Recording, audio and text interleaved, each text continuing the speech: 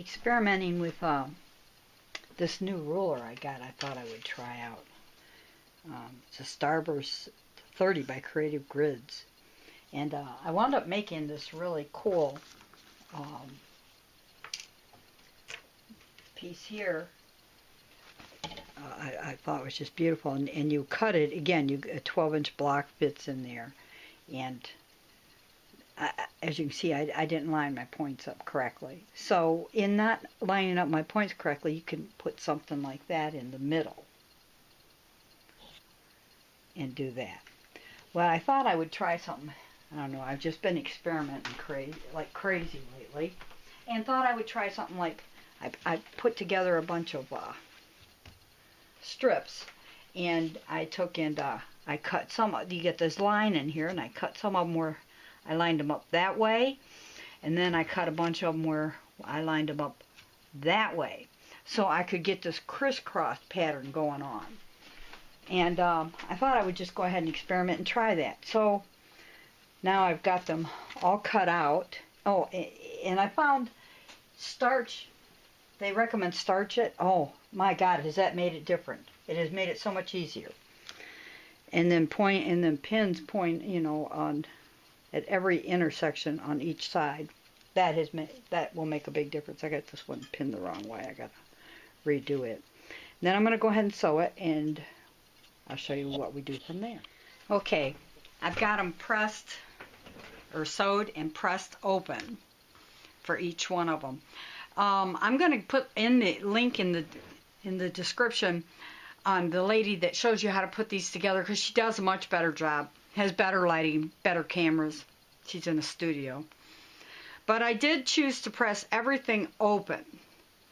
And she tells you about this little clipping there, which was an aha moment for a lot of other problems I've had and stuff like that in learning how to do all this stuff.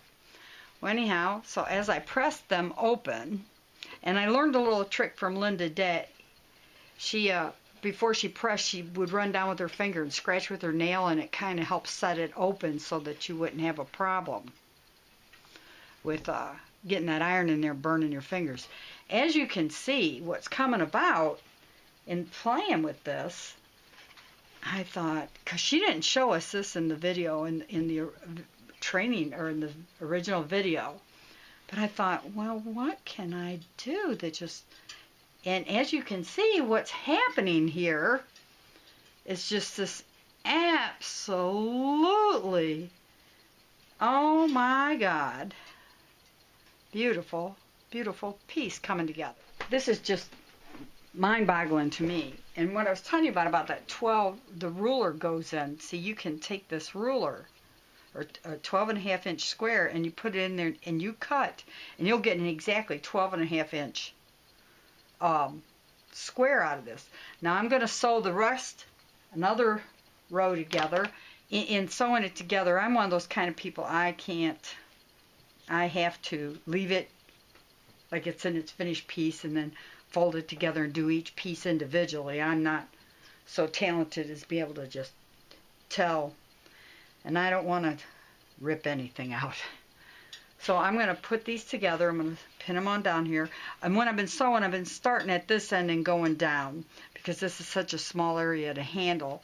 I don't have as much problem on a starting piece, because I found if I started down here, it got caught up in the foot and sometimes went down inside the feed dogs.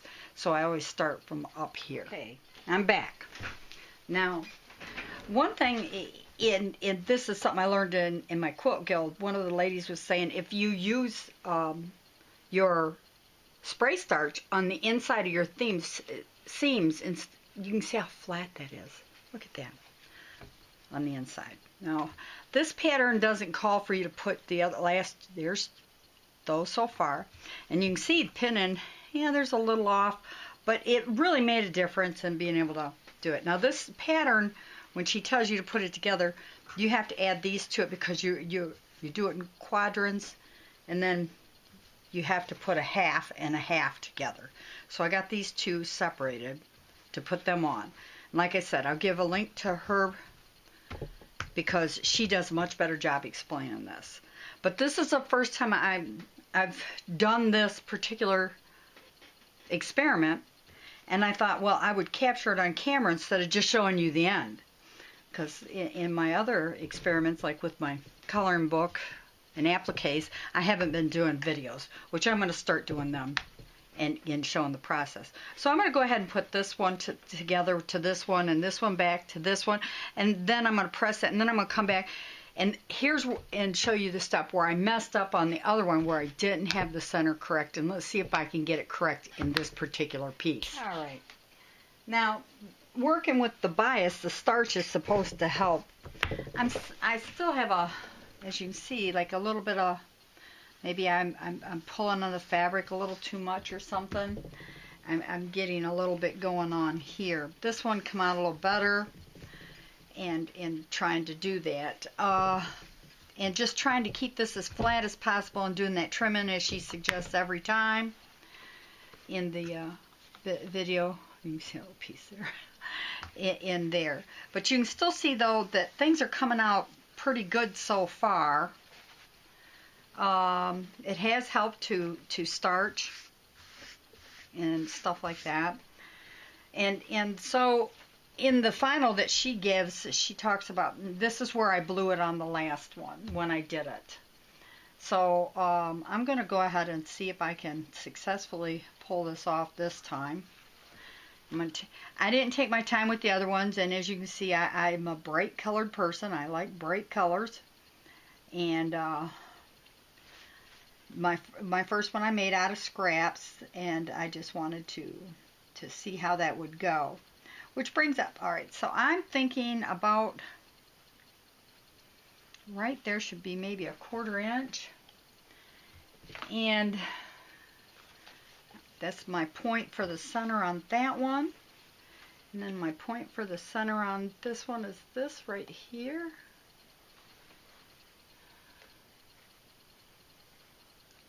And I'm going to try to get that. Like I said, I use them really thin pins.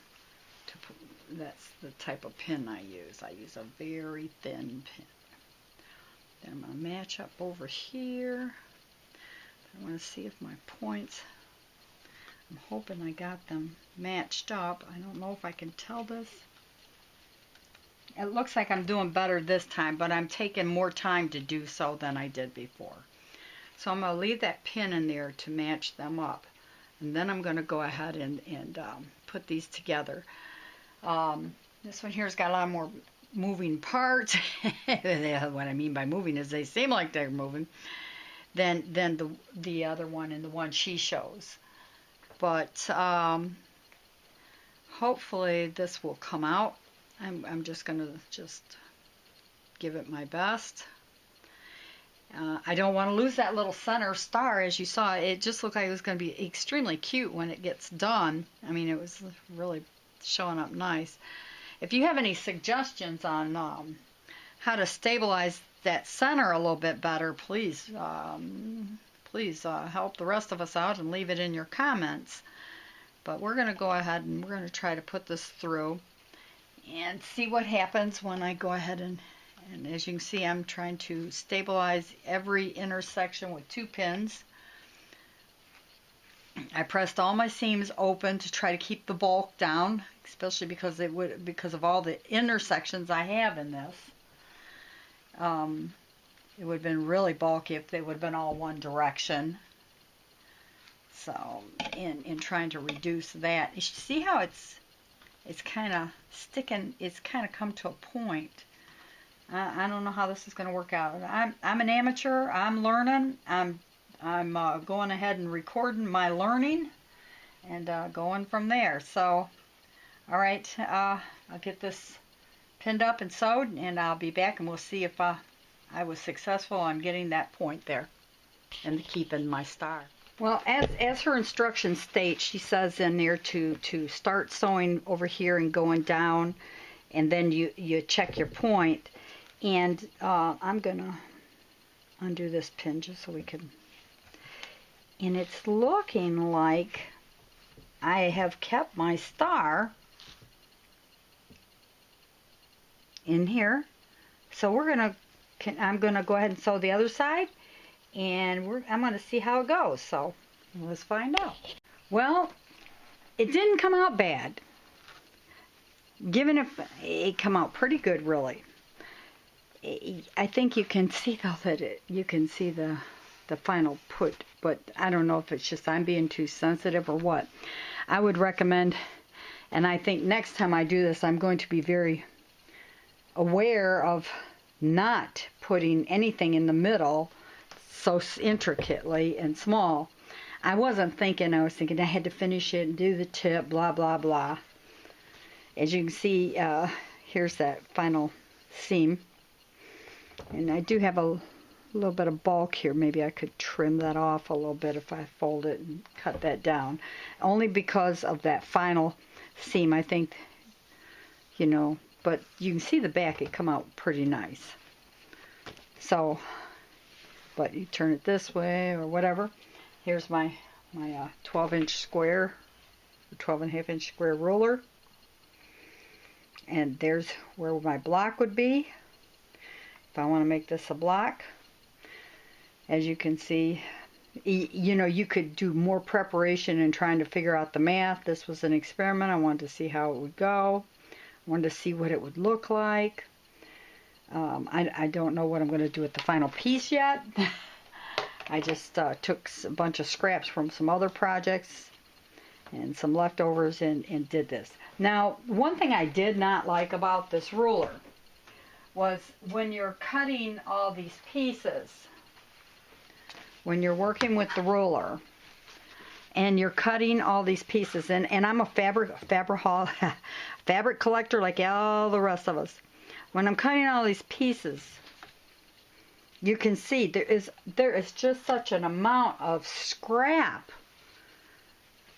You know, I mean, the scrap is just unreal. I mean, the amount of scrap you get. So being the kind of person I am, I couldn't let that go. So I took, for the kicks and giggles of it, I took a little Dresden plate and I cut pieces out with a little Dresden plate to salvage some of it and catch that and do some of that. The other parts I'll use in applique and stuff. So then when I got done, this on the board it printed. And so I did every other one. I'm going to put them together on a Dresden plate. On the other one, there's the scraps from the other one, and I added some other pieces. But I cut them on an angle. I thought, yeah, make it kind of interesting for the Dresden plate. And I'll throw this in a mix somewhere. Do something with it where it adds to, I just lost a piece.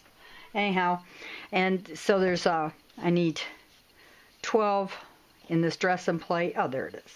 12 in this Dresden plate. So I'll go ahead and make a Dresden plate out of that.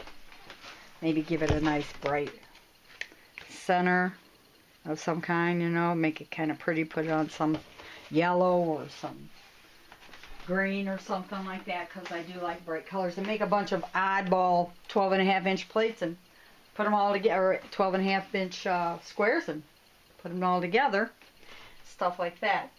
Now I did like this pattern a lot, you know, and I can cut it, as you'll see, you know, if you cut it, you wind up with your 12.5-inch block, if you can visualize that. I haven't decided what to do with it yet, so I haven't cut it. And then because I don't like that center, I will, whether it be this piece or something else, that's just to show you. This one here, I'm not going to cover up. I'm going to go ahead and let it go. As you can see, it's very stiff because I used a lot of starch. Lot of starch. But what I did come away with this is handling a lot of the bulk, because I didn't know how to handle the bulk when I went ahead and did some other experiments and playing around with other pieces. So all in all, I like the ruler. I don't like the waist. Got to figure out what you're going to do with your waist. Maybe a small Dresden plate ruler or something like that, because I got this one here. It's the one I got that I used, and it has the center. And I used that to go ahead and try to save the salvage. I see it's got a line straight down the middle, so you could even go ahead and try to cut parts If you put 2 strips together, you could cut, which would really reduce the waste a lot if you want to do 2 strips so that you can go every other, every other, every other. This could also be used as a dressing plate just by running it to the edge and going ahead and doing your fold with your standard dressing plate that you do.